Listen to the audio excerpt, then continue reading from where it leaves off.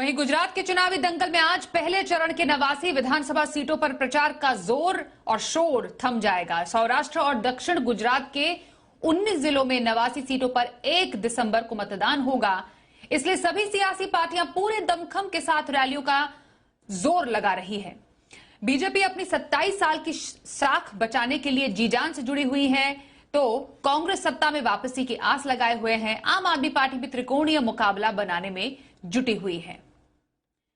पूरी खबर पर अहमदाबाद से हमारे साथ जी मीडिया संवाददाता रविंद्र सिंह है। रविंद्र, आप ग्राउंड जीरो से गुजरात विधानसभा चुनाव के हर नब्ज को बहुत ही करीब से देख पा रहे हैं और इस बार मुकाबला त्रिकोणीय है। यहां पर जैसा मैंने कहा कि 27 साल का किला बचाने के लिए बीजेपी अगर रण में है तो कांग्रेस अपनी साख बचाने को तैयार है और उनको कड़ा मुकाबला आम आदमी पार्टी दे रही है। वहां पर रैलियों में तो भीड़ शुमार है, लेकिन लोगों के दिल में क्या है? देखिए, लोगों के दिल में अगर कहा जाए तो न बीजेपी न कांग्रेस न ही आम आदमी पार्टी है। अगर हकीकत में है तो पूरे क्रॉस गुजरात में प्रधानमंत्री नरेंद्र मोदी के प्रति ज्यादा लगाव है। अगर बीजेपी का समर्थक भी है तो वो भी कहता है कि हम मोदी के नाम पर वोट दे रहे हैं। अगर कांग्रेस को वोट मिल रहा है तो वो भी कह रहा है कि मोदी के खिलाफ हम वोट दे रहे हैं। और आम आदमी पार्टी को अगर वोट मिल रहा है तो उसका कहना है कि कांग्रेस चूंकि बीजेपी को या फिर प्रधानमंत्री नरेंद्र मोदी को मुकाबला नहीं कर पा रही है तो इसलिए हम विकल्प है। तो पूरे गुजरात में अगर चुनाव में कोई एक मुद्दा है तो प्रधानमंत्री नरेंद्र मोदी हैं, सत्ता बरकरार रखने के लिए, सत्ता पाने के लिए या फिर विपक्ष की भूमिका निभाने के लिए। तो कहीं ना कहीं एक ही व्यक्ति है जो पूरे सत्ता समीकरण को अपने पास रखे हुआ। और इसीलिए आप देखिए, बीजेपी ने लगातार प्रधानमंत्री नरेंद्र मोदी की यहां पर सभाएं कराई है।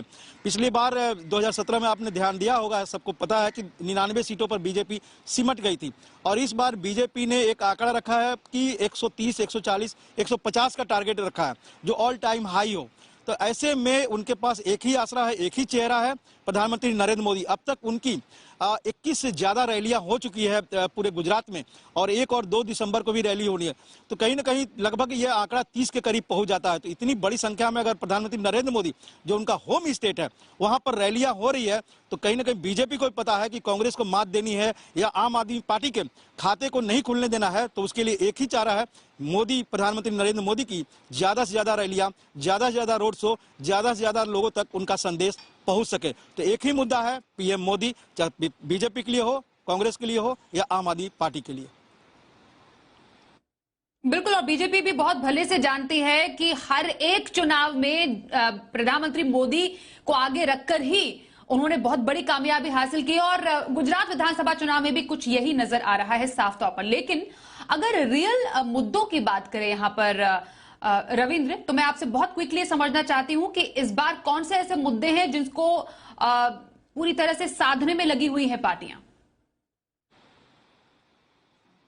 देखिए, बीजेपी का एक ही मुद्दा है कि विकास का मुद्दा लेकर चलती है, लेकिन आपने मैनिफेस्टो में देखा कि उसमें यूनिवर्सल सिविल कॉमन कोड को भी रखा गया है। एक रेडिकलाइजेशन सेल बनाने की बात कही गई है, द्वारिका कॉरिडोर बनाने की बात कही गई। तो कहीं ना कहीं बीजेपी विकास के साथ साथ एक शिफ्ट किया है, जो सांस्कृतिक हो या फिर आतंकवाद के प्रति बीजेपी का जो रुख रहता है, इसके साथ साथ जो महिलाओं के लिए या फिर रोजगार के लिए जो वायदे किए गए, तो ऐसे सभी वायदे को समेटने की कोशिश की गई है बीजेपी की तरफ से कि जो आम आदमी पार्टी उस मुद्दे को भुना सके। क्योंकि विपक्ष के पास, चाहे कांग्रेस हो या आम आदमी पार्टी, उनके पास सबसे बड़ा मुद्दा ये है कि रोजगार नहीं है, बेरोजगारी ज्यादा है लोगों के पास। तो क्योंकि विकास तो गुजरात में सभी जगह दिखता है, पानी की समस्या का लगभग समाधान हो चुका है, कुछ सेक्टर को छोड़कर, कुछ जिलों को छोड़कर, नर्मदा सरोवर, सरदार सरोवर डैम के कारण से।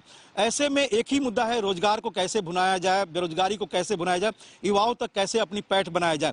और ये एक सबसे बड़ा मुद्दा यहाँ पर बन सकती है। हालांकि इन सभी मुद्दों को काटने के लिए ही बीजेपी ने मैनिफेस्टो में डाला है, ओलंपिक तक का वायदा कर दिया गया है, universal civil code, Dwarka corridor और महिलाओं के लिए स्कूटी हो, बच्चियों के लिए स्कूटी हो।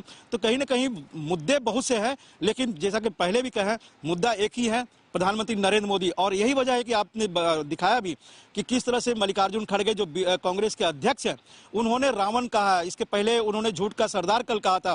तो गुजरात में अगर कोई मुद्दा है तो प्रधानमंत्री नरेंद्र मोदी, सोनिया गांधी यहीं से मौत के सौदागर से शुरू की थी।